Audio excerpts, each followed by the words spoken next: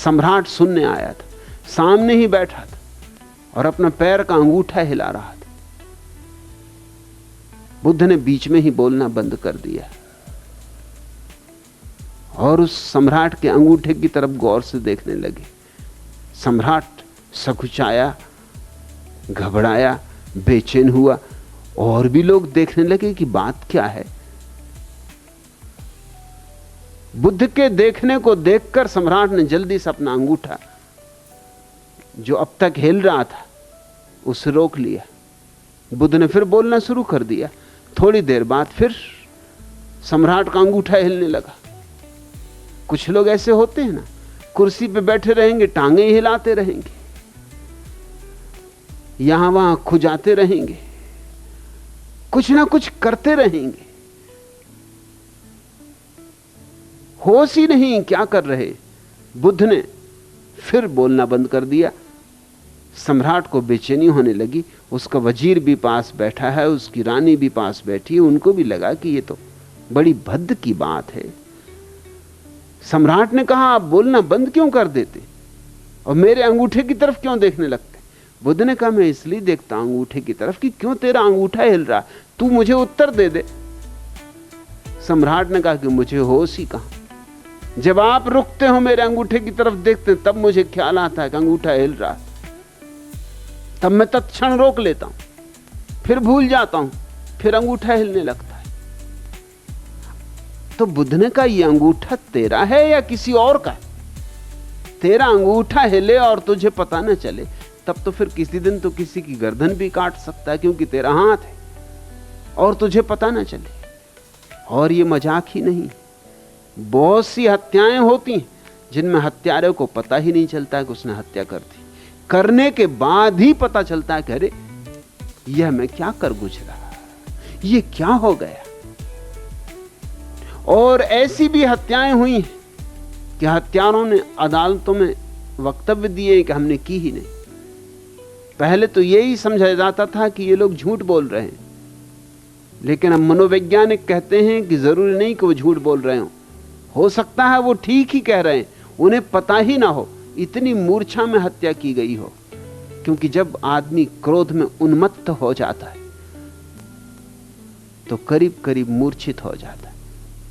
क्रोध की गहन अवस्था में तुम्हारे शरीर में ऐसी ग्रंथियां हैं जिनसे जहर तुम्हारे खून में दौड़ जाता है और उस जहर के कारण एक मूर्छा छा जाती।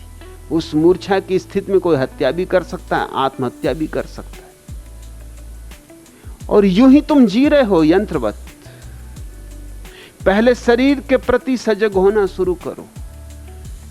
चलो तो जानते हुए होशपूर्वक, बैठो तो जानते हुए होशपूर्वक, लेटो तो जानते हुए होशपूर्वक। इतनी गहनता को लाना है होश में कि एक ऐसी घड़ी भी आ जाए कि रात करवट भी बदलो तो भी होशपूर्वक, और अंततः सोए रहो तब भी तुम्हें यह होश रहे कि शरीर सोया है, मैं जागा हूं।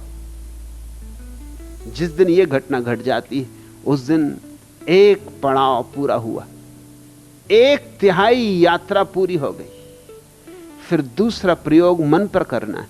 फिर मन के विचार, कामनाएं, इच्छाएं, ऐषणाएं, स्मृतियां, कल्पनाएं, सपने, इनको देखना है।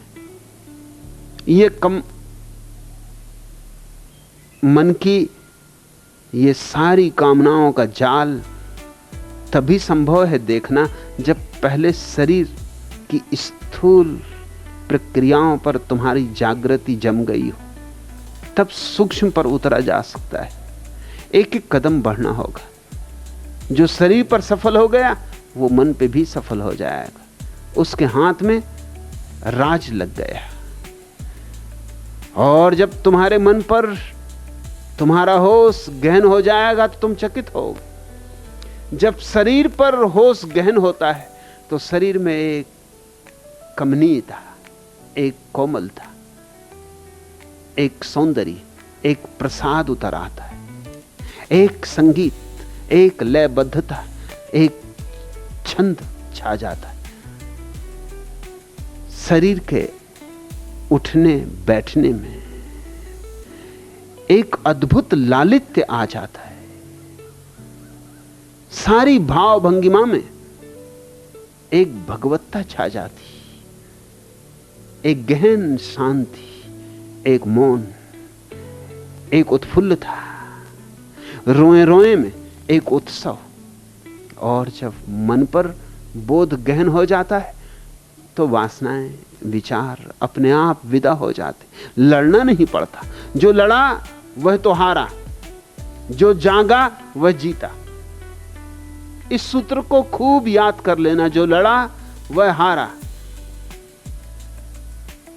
फिर तुम्हें यह कहना ही पड़ेगा, हजार बोछेर धोरे को तो नोदी प्रांतर बेरिये गेलाम। ए चोलार माने तोबू बोझा गेलो ना, आमी हारिए गेलाम, आमी हारिए गेलाम। हार गया, हार गया, बुरी तरह हार गया। हजारों वर्षों की यात्रा में कितने नदियां, कितने वन प्रांतर पार किए, फिर भी चलने का अर्थ पता ना लगा। हार गया, बुरी तरह हार गया। पराजय तुम्हारी गलत प्रक्रिया का परिणाम है। जो मन को जाग कर देखेगा उसका मन विदा हो जाता है। तुम जागे कि मन गया? जिस मात्रा में जागे उस मात्रा में मन गया। तुम अगर 10% जागे हो तो 90% मन होगा। तुम अगर 90% जाग गए तो 10% मन होगा। और तुम अगर 99% जाग गए तो 1% मन होगा। और तुम अगर 100% जाग गए तो मन 0% हो जाएगा। और तब एक अपूर्व घटना घटती, जैसे शरीर में एक प्रसाद छा जाता है, वैसे ही मन में एक अपूर्व आह्लाद, अकारण आनंद। कोई कारण नहीं, कोई वजह नहीं, कोई हेतु नहीं, कोई लक्ष्य नहीं, बस अकारण झरने फूटने लगते, आनंद की रसधार बहने लगती। और जब मन में यह घटना घट जाए तो फिर तीसरा कदम बाकी रह गया, जो सर्वाधिक सूक्ष्म है। वो है हृदय की भावनाओं के प्रति सजगता। वो सबसे सूक्ष्माति सूक्ष्म हमारा जगत है। भाव विचार से भी गहरे और भाव विचार से भी नाजुक। फिर आखिरी प्रयोग करना है अपनी भावनाओं को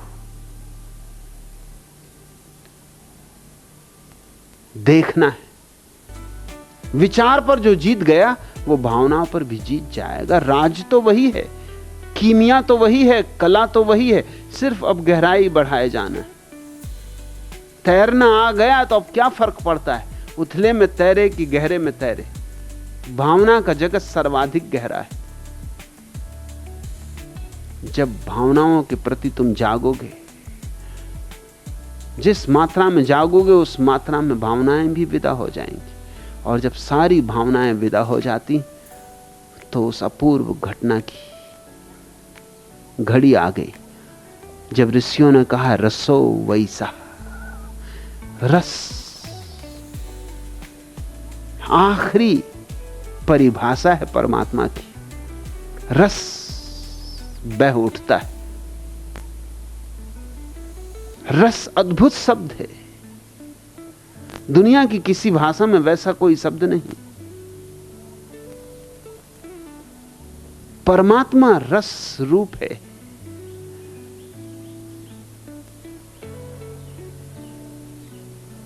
और ये 3 कदम है। इन 3 कदम के बाद चौथा प्रसाद है। चौथा भी है लेकिन वो तुम्हारा कदम नहीं। 3 तुम उठाओ, चौथा कदम परमात्मा उठाता है। उस चौथे को हमने कहा है तुरीय समाधि। तुमने 3 पूरे कर लिए, तुम अधिकारी हो गए, पात्र हो गए। चौथे को पाने के। चौथा तुम नहीं उठा सकते, चौथा तो परमात्मा उठाएगा। ये पूरा अस्तित्व तुम्हारे सहयोग में खड़ा हो जाता है। और जब चौथा कदम भी उठ जाता है और समाधि सघन हो जाती, समाधि के मेघ घिर जाते, आ गया आषाढ़ का महीना, होने लगी रिमझिम,